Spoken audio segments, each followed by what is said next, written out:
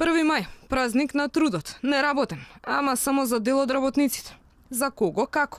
Некои на грчките острови на одмор за великденскиот продолжен викенд и првомајската борба за унапредување на работничките права.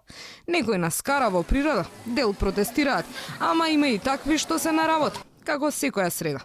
Граѓаните пред објективот на камерата на Алфа велат дека овој ден пред се е наменет за уживање во природа, за одмор од работа, но и за протести, за повисоки плати и борба за имплементација на законот за работни односи. Според граѓаните, поголемиот број од работодавците не ги почитуваат правата на работниците и сметаат дека на 1 мај никој не треба да работи.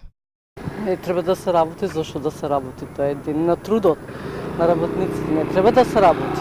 Државен празник треба да биде празник за сите. Тебе сите да одмарат, а некои да штрајкуваат.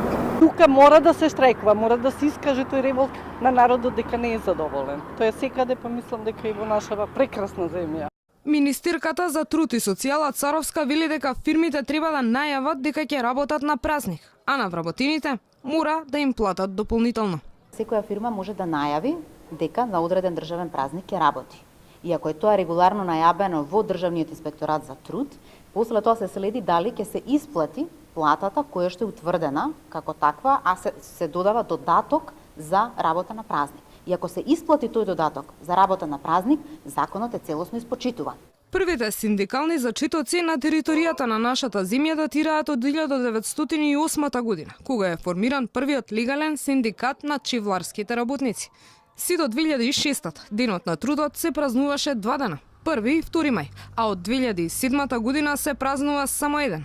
Вообичаено, кај нас овој ден е синоним за скара и природа. Традиционално на 1 мај голем број граѓани ги посетуваат излетничките места, а многу помал број излегуваат на улица за да побараат почитување на законот за работни односи и негово унапредување. Па ако веќе се работи прекувремено или пак на празник, трудот да се плати дупло. Се надевам денеска ќе добиете 35% надомест за прекувремена работа.